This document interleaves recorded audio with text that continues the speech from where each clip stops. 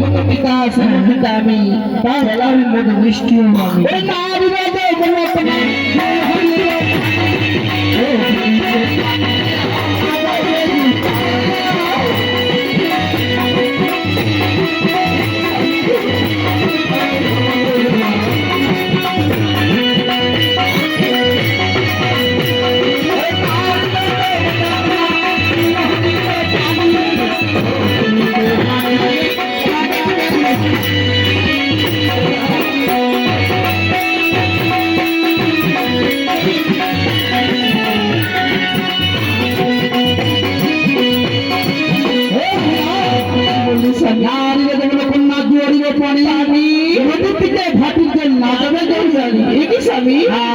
কন্যা বেগুন আরো হেলা